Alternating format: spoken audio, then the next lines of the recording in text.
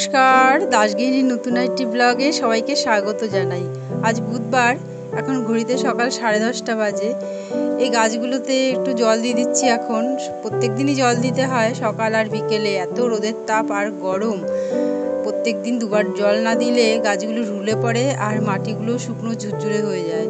এই সবুজ টপ আর লাল টপটা তো আগেই ছিল এখানে, এই গাছ দুটো, আর বাকিগুলো সব ছাদে ছিল। এত রোদের তাপ আর গরম, প্রত্যেক দিনই জল দিতে যখন যেতাম না, গাছগুলো একদম ঢুলে পড়তো, যার জন্য নিয়ে এসছি এখানে। আর এই যে নয়নতারা, এই গাছটা এত সুন্দর ফুল ফুটতো পুরো শীতের সিজনে। ফুলগুলো বেশ বড় বড় আর কালারটাও খুব সুন্দর, গাছ ভর্তি ঝাঁকড়া হয়ে ফুল ফুটতো। কিন্তু গাছটাকে না মেরে দিল একটা পাখিতে। গাছটা প্রথমে এনে রেখেছিলাম ব্যালকনিতে, আর ব্যালকনির যে গ্রিলের কাঁচ আছে, একটা বড় পাখি এসে ঠিক এই গাছটার ওপর বসবে, বসেই গাছটাকে ঠোকরাবে। আর প্রত্যেক দিন এই করতে করতে মেন যে ডালটাই ভেঙে গেছে। তা আমি এখানটায় এনে রেখেছি তারপরে গাছটাকে বাঁচানোর জন্য। আর মেন ডালটাকে আমি পুঁতে রেখেছি যদি বেঁচে যায়। আর এই যে সরু সরু পাতাগুলো, এই গাছগুলো, এটা হচ্ছে গ্যাজিনিয়া, এটা হচ্ছে শীতের সিজনের ফুল। কিন্তু জানো তো, এখনও ফুটে যাচ্ছে, একটা দুটো করে এখনও ফুটে যাচ্ছে। ফুলগুলো এত সুন্দর, ছোট্ট ছোট্ট হলুদ রঙের রাখির মতন। তা আমি ভাবলাম এখনও যখন হয়ে যাচ্ছে আর এত গরমে ফুল ফোটা ওই জন্য কমেও গেছে, তাই ভাবলাম যে যাই নিচে নিয়ে আলো ছায়াতে রাখি, যদি ফুল ফোটে আর কি। প্রত্যেক দিনই ভাবি যে রান্না শেষ করে তারপরে এই তেঁতুলের আচারটা বানাবো, কিন্তু এত গরম পড়ে গেছে, একভাবে না রান্নাও করতে পারছি না, যার জন্য কিছুটা করে আবার একটু বসে নিই, তারপরে আবার শুরু করি, যার জন্য বেলা হয়ে যাচ্ছে। তা আজকে মোটামুটি রান্না শেষ হয়ে গেছে, ভাবলাম আজকে তেঁতুলের আচারটা করবই। এই তেঁতুলটা জানো তো 1 বছরের বেশি হয়েছে কেনা হয়েছে, ওই রাস্তা দিয়ে ফেরিওয়ালা যাচ্ছিল, ওই তার থেকে রেখেছি 500 মতন। তো ভেবেছিলাম তেঁতুলের আচার করব, কিন্তু সেই সময় তো ওই ফেব্রুয়ারি মার্চ মাস নাগাদ শীত যায়। তো তখন এত মেয়ের আর আমার সর্দি কাশি জ্বর হয়েছিল, টানা অনেক দিন ভুগেছিলাম, সেই কারণে আর তেঁতুলের আচার করিনি। তারপরেই তো বাড়ির গাছের আম হয়ে গেল বড়, তা তখন ওই আমের আচার, চাটনি এগুলো খেয়েছি, যার জন্য আর তেঁতুলটা আর করিনি। তো এই বছর অনেক দিন ধরেই ভাবছি করব, কিন্তু আর সেই করা হয়ে উঠছে না। আর বাড়ির গাছের আমও তো এবছর একেবারেই, একটা গাছে তো হয়নি বললে চলে, আর একটা গাছে মোটামুটি হয়েছে, তো সেই গাছে মিষ্টি আম, যার জন্য খুব একটা আমরা কাঁচা পারি না, কিন্তু তবু এখনও ছোট। তা ভাবলাম যে আজকে যাই হোক করে ফেলি তাহলে আচারটা। তেঁতুলগুলো ঘরে থেকে খুব শক্ত হয়ে গেছে, বেশ কিছুক্ষণ ভিজিয়ে না রাখলে করাই যাবে না, নরম না হলে আচারটা করাই যাবে না। তাই তেঁতুলগুলো যখন কিনেছিলাম তখনই এই আঁশগুলোকে ছাড়িয়ে রেখেছিলাম, যার জন্য এখন সুবিধে হচ্ছে। না হলে এখন আঁশ ছাড়াতে গেলে তেঁতুল খানিকটাই আঁশের সাথে চলে যেত। সোনু এই তেঁতুলের আচারটা ভীষণ ভালোবাসে, ও যদি আসা যাওয়ার পথে তেঁতুলের আচার চোখে পড়ে ওর কিনবেই, এত ভালোবাসে। কিন্তু আবার বাড়িতে যা আম হয়, সেই আম দিয়ে যদি আচার করি একটাও মুখে দেবে না। চলো, তেঁতুলটা ভেজানো হয়ে গেছে, এবার মশলাটা করি। তেঁতুলের আচারের জন্য আমি এই 4টে লঙ্কা একটু চাটুর মধ্যে একটু গরম করে নিলাম, ঠান্ডা হয়ে গেছে, হালকা হালকা গরম আছে, হাতে করেই নিয়ে নিচ্ছি। এবার শিলনোড়ায় বেটে নেবো। আর ধনে জিরেটা নিচ্ছি না, কেননা ধনে জিরে আমার গুঁড়ো করা আছে আগে থেকেই, ওটাই আর কি। এগুলো একটুখানি গুঁড়ো করে নেবো, নিয়ে ওর সাথে ধনে জিরের সাথে মিশিয়ে দেবো।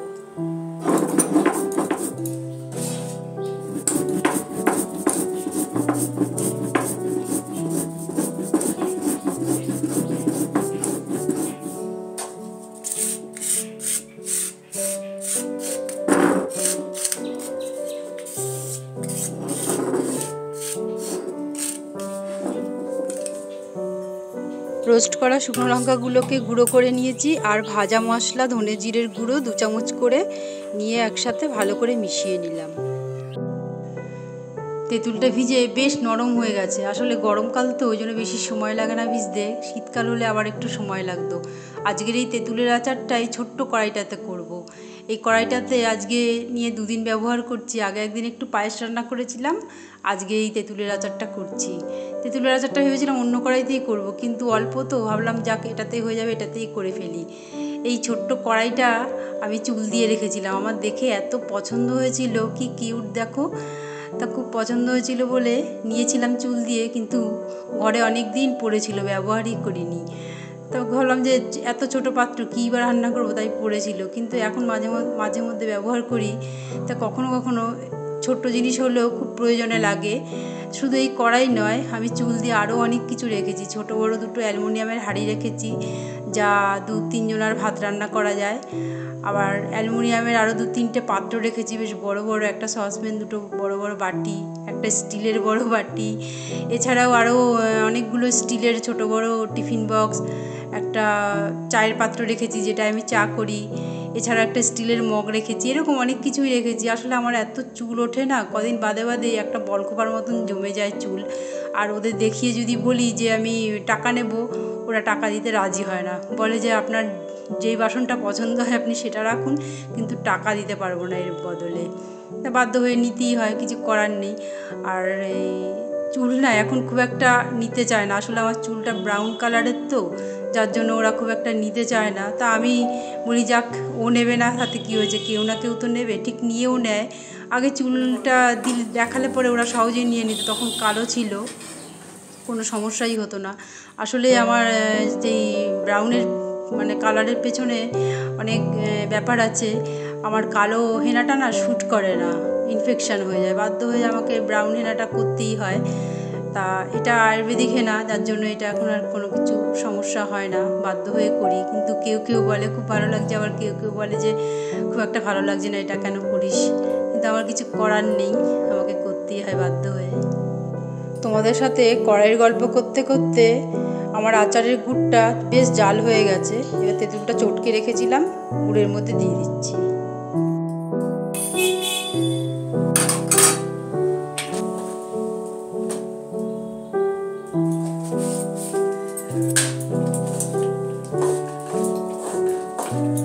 তেঁতুল আর গুড় বেশ ভালোভাবে ফুটে একদম মিশে গেছে, বেশ মাখো মাখো হয়ে গেছে। এবার একটু বিট নুন ওপরে ছড়িয়ে দিলাম। আর এই বিট নুন দিলে না তেঁতুলের আচারে, বিশেষ করে যে কোনো আচার একটু বিট নুন দিলে টেস্টটা অন্যরকম আসে। আর বিশেষ করে তেঁতুলের আচার একটু বিট নুন দিলে টেস্টটা একেবারেই আলাদা। সেই মনে পড়ে যায় আমরা যখন ছোটো ছিলাম, স্কুলে পড়তাম, এরকম লটারির টিকিটে 2 টাকা করে আচার চাইলেই 1 চামচ করে দিয়ে দিত, আর ওপরে একটু বিট নুন আর একটু ঝাল মশলা ছড়িয়ে দিত। ও যে কী টেস্ট লাগতো, আজও মুখে লেগে আছে। তা বাড়িতে যতই ভালো করে বানানোর চেষ্টা করি না কেন, কিন্তু ওইরকম স্বাদ আর আসবে না কোনো দিনও।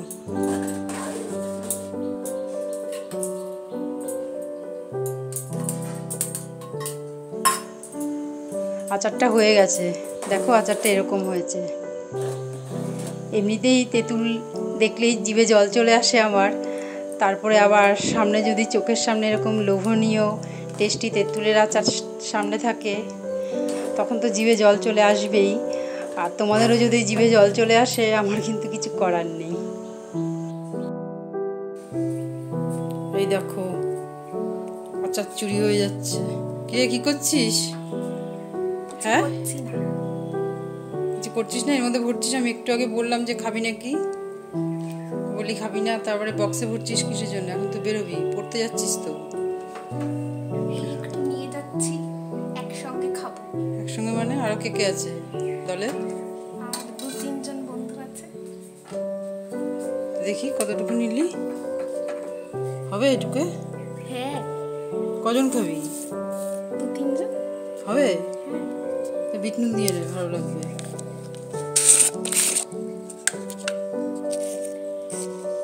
আচারটাকে এবার একটু কৌটোর মধ্যে ভরে রাখতে হবে। দে আর একটু দে। তেঁতুলের আচারে বিট নুন দিলে ভালো লাগে খেতে, চটপটা লাগে, বেশ ভালো লাগে। আর মশলাটা তো নেই, সব দিয়ে দিয়েছিলাম।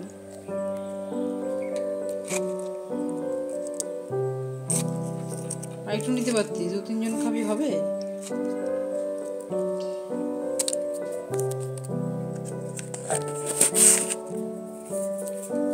ভালো করে আটকে নে, তো আবার পড়ে যাবে।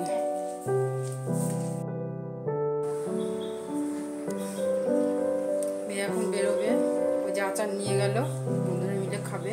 আর দেখো, আর আমাদের এখানে কারেন্ট কখন থেকে অফ, সেই 11টার থেকে অফ, এখন 3:30 বাজে, এখন আসি। এত গরম লাগছে, সহ্য করতে পারছি না। ভেবেছিলাম একটু আচার খাবো এখন এই দুপুরবেলা, কিন্তু এখন আর এই গরমের মধ্যে আর ইচ্ছে করছে না খেতে। কারেন্টটা আসুক, তারপরে খাবো। হ্যাঁ চল। বাড়ি আসতে আসতে? আজকে তো নাচের ক্লাসও আছে। ও নাচ আগে আগে স্পোকেন তো, হ্যাঁ। তারপর নাচ। ও তো 9টা বেজে যাবে বাড়ি আসতে আসতে।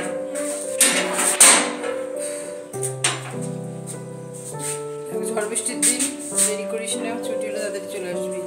হ্যাঁ আসো। চলো তাহলে, এই ভর দুপুরবেলা কারেন্ট অফ, শুয়েও কোনো লাভ নেই, বরঞ্চ কিছু কাজ করে রাখি। আচারটাকে কন্টেনারে তুলে রাখি, আর কিছু ধোয়া জামা কাপড় আছে সেগুলোকে তুলে ভাঁজ করে রাখি, তারপরে যদি কারেন্ট আসে তখন না একটু শোয়া যাবে। প্রতিদিনই সন্ধ্যে 7টা থেকে 7:30টার মধ্যে চা খাওয়া হয়ে যায় আমার। ওই সোনুর বাবা বাড়ি আসে, তখন ওর বাবার জন্যও করি, তার সাথে আমার জন্যও করি, একসাথেই চা করি আর কি, করে খাই। কিন্তু আজকে আর ভালো লাগছিল না গরমে, ওই জন্য আর আমার চা করিনি, ওর বাবাকেই শুধু চা করে দিয়েছি। তা একটু আগেই সোনু বাড়ি আসলো, আর ও তো চা খায় না, ও কফিটাই ভালোবাসে, কফিটাই খায় মাঝে মধ্যে। তা ওর জন্য বসিয়েছি কফি। তা আমি ভাবলাম থাকবে, আজকে আর চা খাবোই না, খাইনি যখন খাবো না। তা ওর সাথে একসাথে কফিটা করে নিচ্ছি, আর এই যে কটা চিড়ে ভাজা নিয়ে নিলাম, আর একটু চানাচুরও নিয়ে নিলাম, এবার দুজনে একসাথে খাবো।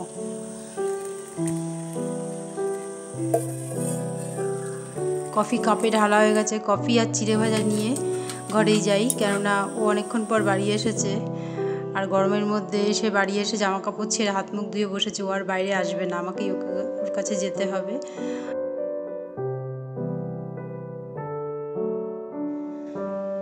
চিড়ে ভাজাটা এনেছিলাম একটু বেশি করেই, ও যদি খায় তো ওকে আমি বারবার বললাম যে একটু কফি দিয়ে চিড়ে ভাজা দিয়ে খা, ভালো লাগবে। তো ও আর খেলো না। তো ও আসলে গরমের মধ্যে এসেছে তো ওর আর ভালো লাগছে না, তা আমিই খাচ্ছি। চিড়ে ভাজাটা কিন্তু খুব ভালো খেতে, বালিতে চিড়ে ভাজা, এরকম চিড়ে ভাজা সব দোকানে পাওয়া যায় না। ওই শাশুড়ি মা একটু বেরিয়েছিল দরকারে, তা উনি এনেছিল চিড়ে ভাজার প্যাকেটটা, খেতে কিন্তু খুব ভালো। চিড়ে ভাজার কফি খেয়ে চলে যাব রান্নাঘরে, 9:30 মতন বাজে এখন। ভিডিওটি তাহলে আজ এই পর্যন্তই। সবাই সুস্থ থেকো, ভালো থেকো। আমার ভিডিওটি ভালো লাগলে একটি লাইক করে দিও, কমেন্ট করো, আর আমার চ্যানেলে সাবস্ক্রাইব করে যারা আমার পাশে আছো তাদের অসংখ্য ধন্যবাদ। আর যারা এখনও সাবস্ক্রাইব করোনি তাদের সাবস্ক্রাইব করে আমার পাশে থাকার অনুরোধ রইল। দেখা হচ্ছে পরের ব্লগে।